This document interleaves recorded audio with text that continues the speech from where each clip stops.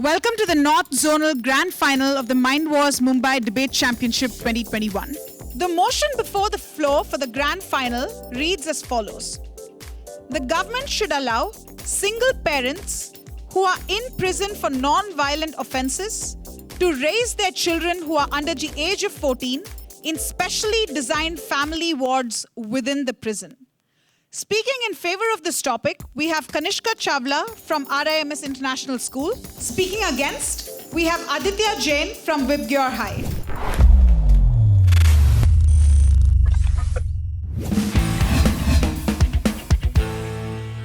Parental bonds are sacred and essential for development.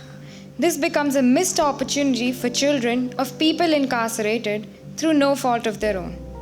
Enabling single parents who are in prison for non-violent offences to raise their children under the age of 14 will provide the children with the luxury of being brought up by their parent.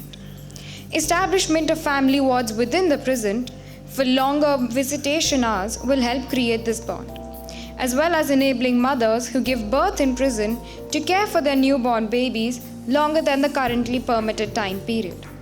My main points of focus for this speech are personal and societal benefits derived from this, as well as a release in financial strains. One might wonder, why should criminals be granted this? Since children shouldn't face the consequences of their parents' actions. These are not necessarily bad people. They can be good people who made terrible circumstantial mistakes. When their child is able to see this and understand the same, the lone parent is not viewed as evil in their perception.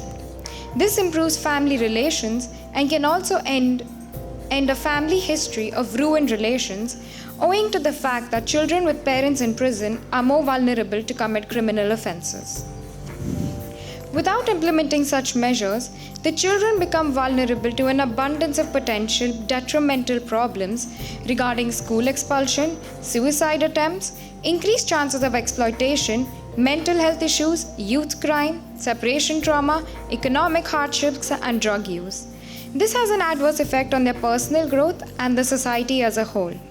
Such children of single parents receive little to no care from family members and other services, exposing them to a higher risk of criminal offenses themselves, including violence, endangering all.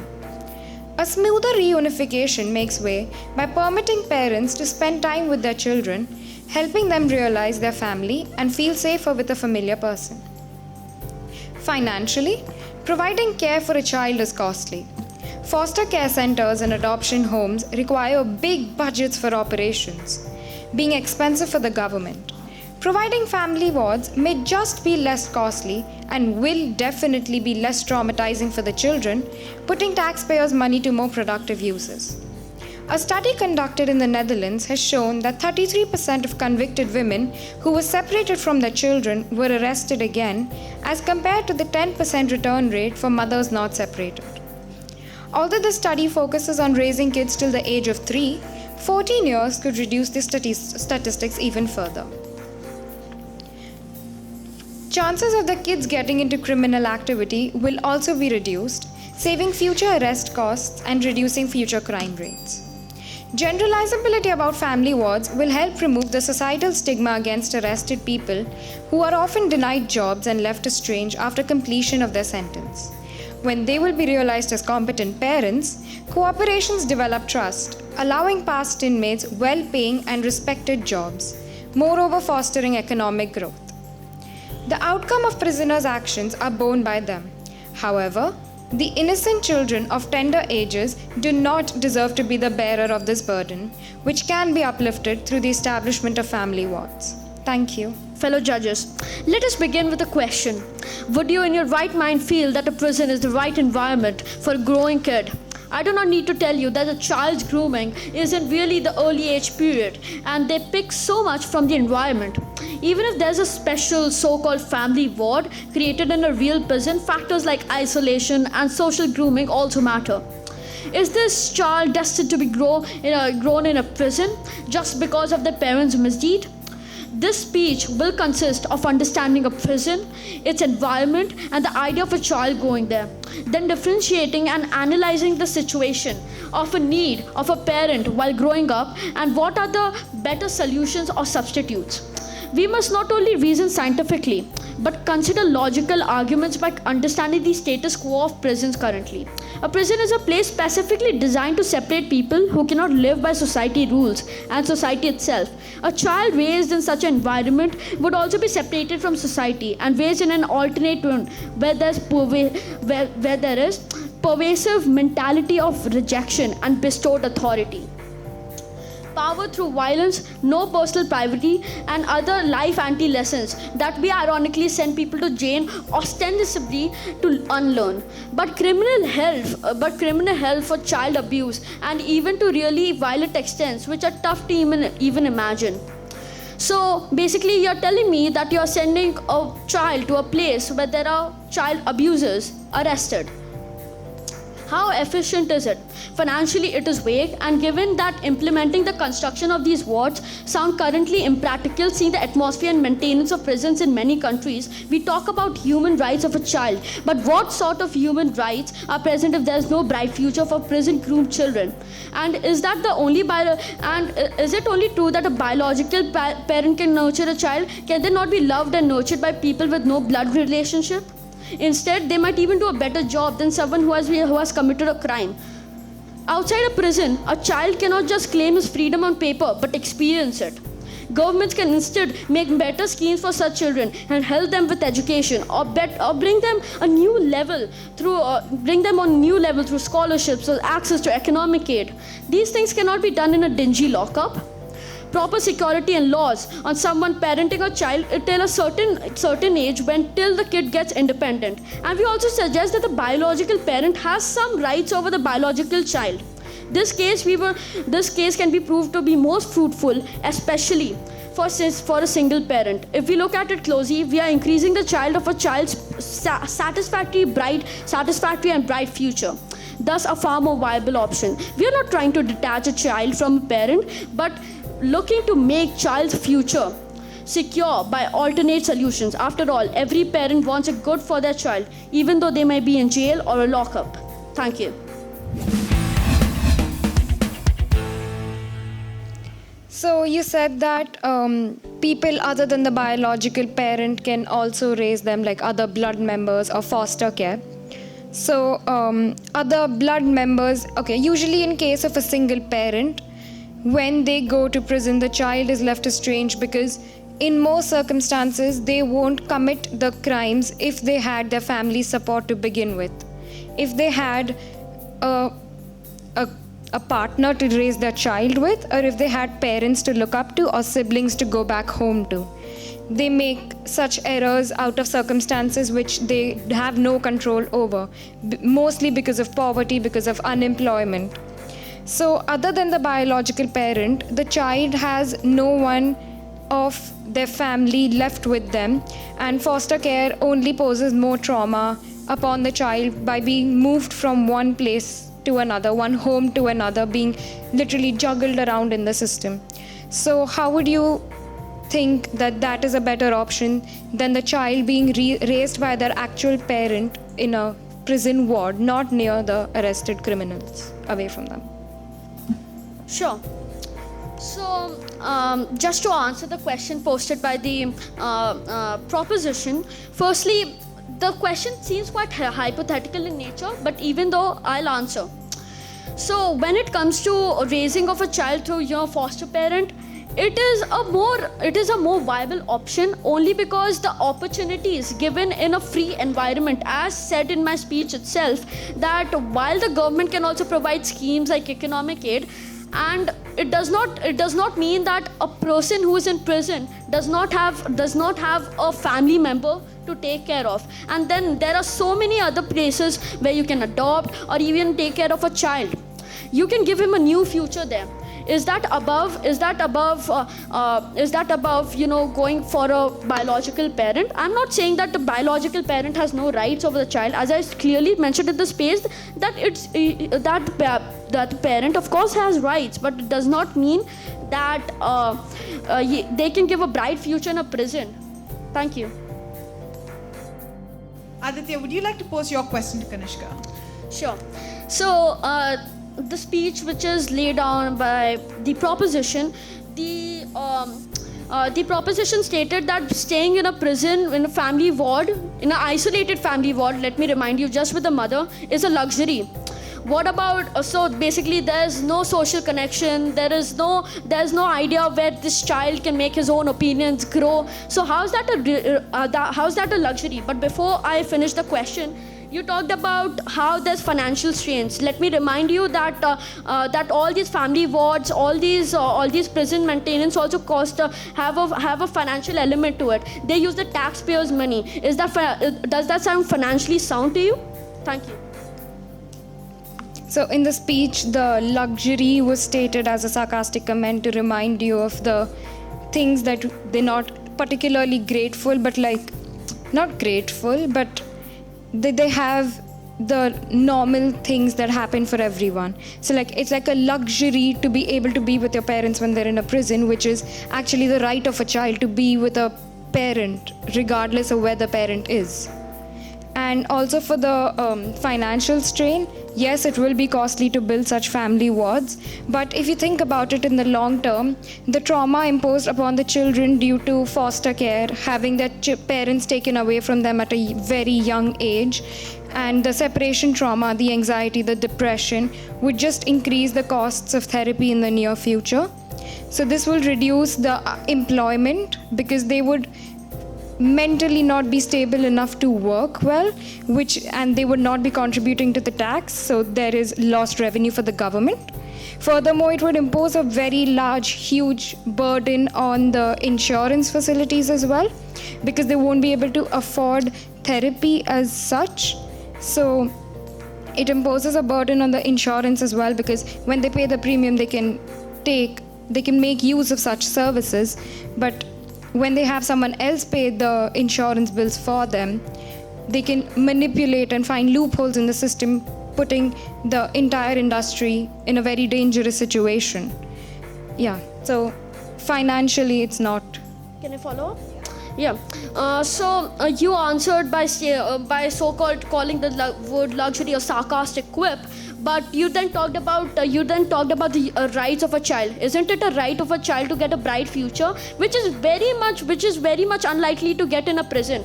The child will stay with the parent only until the age of 14, and after that, what will happen? Is he independent enough? If he is given the right exposure of being independent from the very first day, then maybe he can be well suited to create a nice life for him and for the other people surrounding him. Nextly, you talk about insurance and therapy. Why would you need a therapy if there's a foster parent to care a child? Are you suggesting that a foster parent isn't capable enough of handling a kid? Thank you. Okay. I am in no way suggesting that a foster parent is not capable enough of handling a child. I am suggesting that the foster care services today are overpopulated.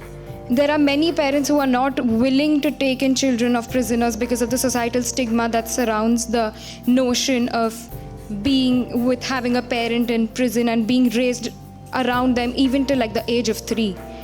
So it impacts a child, yes, but it also impacts the parent in a way that they start to believe that they don't want that child. They would much rather go for a child with different circumstances. That does impose a trauma. Foster care doesn't necessarily promise a brighter future for them. And until the age of 14, for non-violent offenses, the parent is most likely to be out of the prison, have their priorities right, and be able to work for and provide a brighter future for the children. Thank you, Kanishka and Aditya. This debate was not child's play, but both of you raised the bar. And so the question I have is for you, Kanishka. In my mind, for a child to be able to enjoy their childhood and develop, they need to be able to roam freely, use the space around them. They need to be able to go to their friends' house for play dates and have their classmates over for projects. They need to have people around them that they can look up to and can be inspired by, who can push them to do more. Even if there are some issues with the foster care system, how do they get any of these inside the four walls of a prison? So first off, when the child would be in prison, they would be around their parent, providing them the instant comfort and the love that they would need. And then the children would not necessarily be stuck inside the prison ward. They would have their free liberty to go outside with a secured guard maybe, or a nanny, or a hired person, go out there to schools and live a normal life, but just be raised by their own biological parent. Furthermore, there are many single parents in prison. There are many single parents who would be raising their children under the age of 14 in those family wards. The children would have a chance to mingle with other parents' children around them as well. So they're not being completely socially isolated. Yes, they will have missed opportunities, but it would be better for them to be with their parents and have lesser opportunities than be with a completely random family which they don't know and have more opportunities and not be able to cope mentally or physically. Thank you. Thanks, Kanishka. My question is for you, Aditya. So, India's prison system claims to be rehabilitative, which means that when someone goes to prison, the expectation is that after they've served their sentence, they come back and they can have a regular life where perhaps they don't repeat whatever happened before, and they are reintegrated into society. It's not somewhere you send someone to rot and just forget about. So given that, do you think it's, especially for non-violent crimes that have limited sentences of not all that long, does it make sense to separate and tear apart a family and make a child go through something that perhaps they don't want to for a few years for a mistake that their parent may have made? Can I answer? Okay. Talking about non-violent presence situation in the prison. Just a quick, just how we understand how the prison works is that when someone is sent there, the situation is so that when you send someone to unlearn the misdeeds done by someone, as I stated the speech also, but instead it might have a very much of an opposite picture, very much of an opposite situation where they might even get even get traumatized or even get even more brainwashed basically. I'm not saying that the government does that, but it is something which comes in psychologically. Now when I talk about this whole situation created where there's a single parent, now what would be that kind of impact on a child? What would be the situation there in a prison? You talk about a few years, those few years you get the right exposure, right opportunities. As I said, this is the grooming age of a child, and of course I agree to the opposition's point that non-violent parents give their penalty fast and just come back. But it is not that easy that while they are in the prison, if they live together in a family wards, they are socially stigmatized, as I said. So if they are sent to school, they will be socially stigmatized. Now, if they are sent by a foster parent who is caring for them and who knows how to do the stuff, not needing a therapy, then what is wrong with that? What is wrong with that in a few years? And as I said in the end of the speech also, that the parents, the biological parents, will also get a certain rights, which will be enforced after they return from the penalty. So yeah, that's the answer. Thank you so much for the answer. I just have one follow-up question. I think both sides now agree that there is some social stigma in being a child whose parents or parent, if single parent, is a prisoner.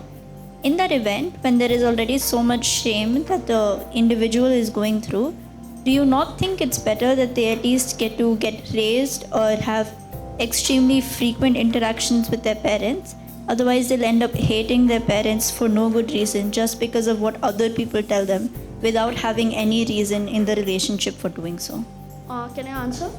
So when we talk about social stigma, that is because the parents' background, the biological parents' background, that social stigma kind of sticks. But when at the right moment a foster parent comes in who is giving unconditional love to a kid, who is ready to raise him, then that stigma kind of erases over time. And and when we keep someone in a family ward, that societal stigma stays with you. You know that when you're going to school, you're coming back to a prison to stay in a family ward. How does that sound to when you're coming back, you're going to your parents' house? Not importantly biological, but they did take care of you.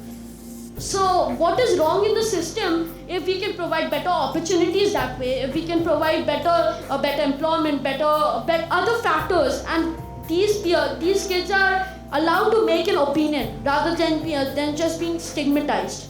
So that's an answer which I will give you. Thank you. Thank you so much for the answer.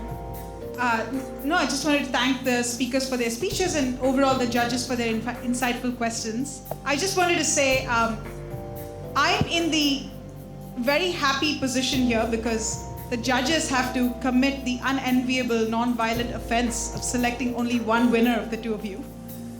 It was such an incredible round, and I'd like to invite onto stage Janvi to announce the results for this grand final.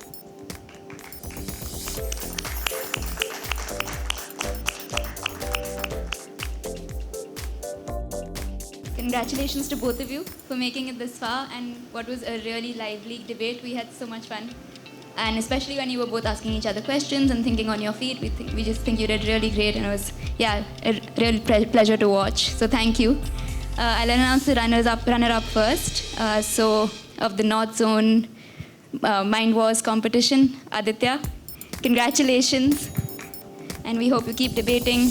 And congratulations, really well done. And the winner of today's final is Kanishka. Well done, Kanishka. Congratulations.